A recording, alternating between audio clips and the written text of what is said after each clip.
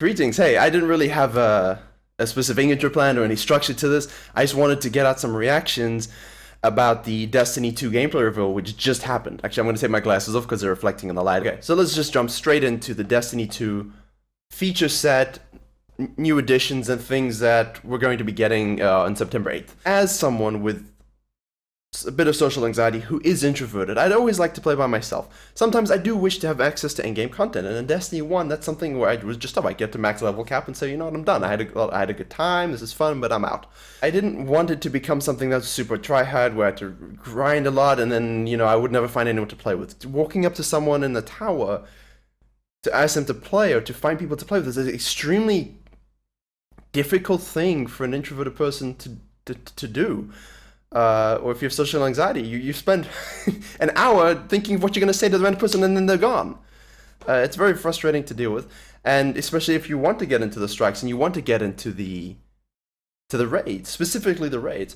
So what Bungie have done is they've put all clan information and details into the game. You can have your friends list, your clan list, everything you need that gives you an identity in the game, rather than on a website which no one's going to visit anyway. I don't go and check out clans on the website. And if you're hardcore, maybe you did, but I just didn't. So this is great. You have the clans in game, that's fine, they can all stick together. What they added, because they are following on this tenet of, hey, we believe playing the game is better together, the reward system will go across a clan. No matter who is participating in for example, in a raid, which is great. Now, if you are introverted, this is still not an option. I still don't want to go searching for clans. If you have social anxiety, you still don't want to go randomly asking people. This is all a big thing, a big deal for you. So what they're doing is they're bringing in guided games, and this is for clans where clans and solo players can meet. This is a great thing. It allows solo players to search through clans, find the clan that best suits their needs in that given moment and who they can most identify with, and play a raid, a Nightfall strike, regular strikes, any sort of group activity together. As someone in that solo player crowd, I like this idea. I'm not crazy about it, but I like it. It is a fix for solo plays. It gives us access to every bit of endgame content, and I think that's a really crucial aspect of Destiny 2. Destiny 1 didn't have that. There's no commitment to join the clan afterwards. You can simply get in, get out, have your fun, and if you're introverted and you want to keep on going playing it by yourself, hell, even if you're not introverted, you just like to play by yourself, get in, get out, keep going about your merry way exploring the new world. They hope that when you join a clan for this experience, you sort of mesh and find a group. They believe there's a group for everyone. There is a community for everyone, and they want to find that for you. And I understand them where they're coming from, and I like that they're not sort of shoving it down your throat. They're just saying this is what we think. This is the way we think is the best way to play the game. With the League of Legends and Riot, they implemented dynamic queue, and we didn't like that at all. That did not go down well. I hope this works for Destiny. I'm looking forward to actually getting into some more raids, to getting into Nightfall strikes, and to getting into the meaty part of the end game. And I like that they're implementing this. All right, moving on to some other things I liked about the reveal. Open world gameplay, and I'm excited for that. Because sometimes you just want to go around and explore, do side missions, and that's what they're doing. They have a new mini-map that they're putting in that will have missions where you don't have to go to orbit, and that's really, really good. Everyone always remembers you have to go to orbit, you have to go to the tower, you have to go to orbit, you have to go somewhere else. You have to go to orbit, you have to go back down to reset. So it'd be nice that everything's accessible on the ground, with a mini-map, with a better open-world environment, and that's great for solo players, or just players who like to explore as a group, whatever niche you're part of, whatever ideas you like, that's fantastic. They're bringing in more cinematics, more story missions, new weapons, new armor. I'm not going to get too much into the weapon systems because I don't know much about it, only what they told. They just said there'll be kinetic weapons, power weapons, energy weapons. There's more choice, more freedom within the configurations that you can have, and that's really nice too. There's going to be new supers, Dawnblade for the Hunter, which is, you know, basically you're Thor, but you have a sword, and you get to rain down fire, destroy everyone. Looks pretty cool. Then we have the Sentinel. This is a Titan, and he can summon a shield and basically be Captain America. He flies, he throws it hits people, it ricochets, blocks people, you can hit people with it. It looks pretty badass. Finally, we have the Arc Strider. This super includes a mystical stuff, acrobatic gameplay style, sort of a little bit like Star Wars. You're running around with a lightsaber, just smashing stuff. Alright, let's get into multiplayer. Crucible. I have 2 videos on my channel of my ridiculously bad gameplay because I never really spammed it or bothered to get into it, just because it's the beginning, the balance was so ridiculous. But they've reset everything. It's 4v4. You can tell if the enemies have their supers up, if they have power ammo. And it's easy to get into and hard to master. And I always like that approach with games. You want people to enjoy it, you want people to have fun, but you also want the people that are passionate about it, competitive about it, to be able to stream and really get into the high level stuff. There have been new game modes such as Countdown, and I'm sure your favorite YouTubers near you will have scenes from the ground in YouTube videos. I do not, because I am nobody.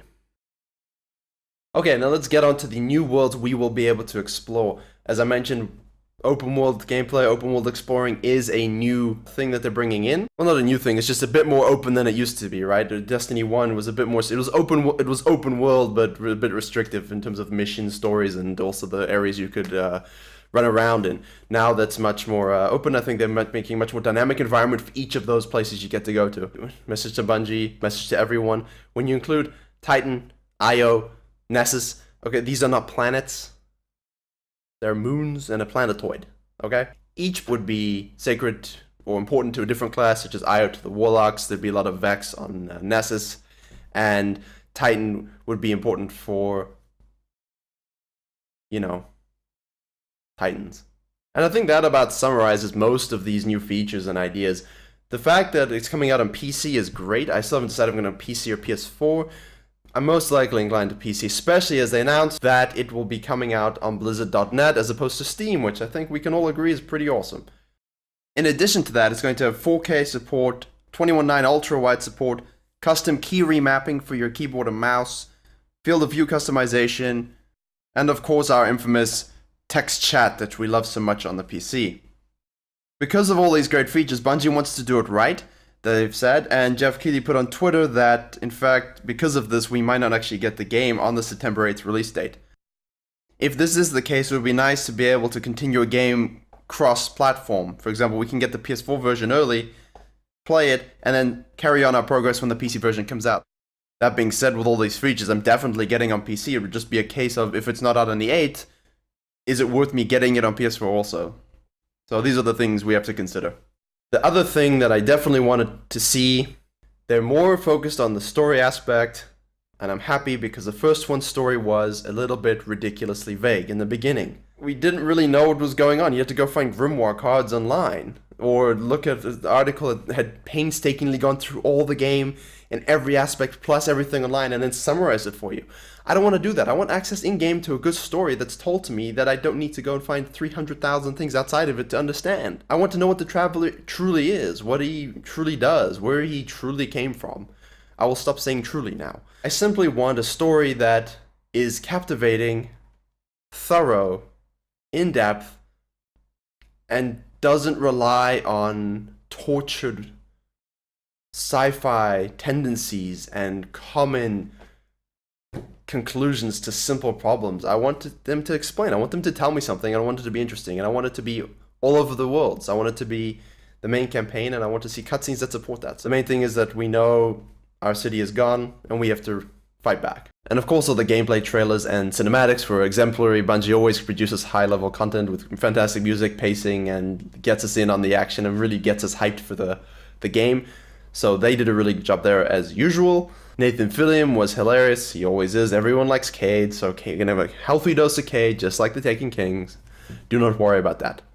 Okay, that about wraps it up. I just wanted to sort of sprout out some thoughts, get my face back on my YouTube channel because I haven't done it in a while. I've just been making a few montages recently. Thank you very much for watching. Please like and comment if you enjoyed this. It's just a bit of a summary and some of my opinions from a unique perspective about Destiny 2 and based on my views and time with Destiny 1.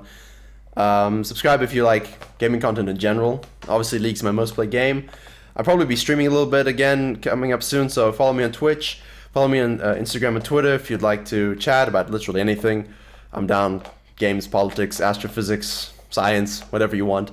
I'll probably be releasing a vlog in the coming week detailing some plans I have for some upcoming videos and sort of the thought process behind the theatrical montages because they take a lot of time to make. So I'm not going to be able to make those bi-weekly while working full-time, while doing my gym and nutrition and as well as uploading other stuff. So we'll have to just talk about that a little bit and see what you guys like and would like to see. So yeah, thank you very much for watching. Go and enjoy watching Destiny 2 on Twitch and from your favorite YouTubers and gameplay. Let me know what you think about the new features and everything, and I'll see you guys in the next video.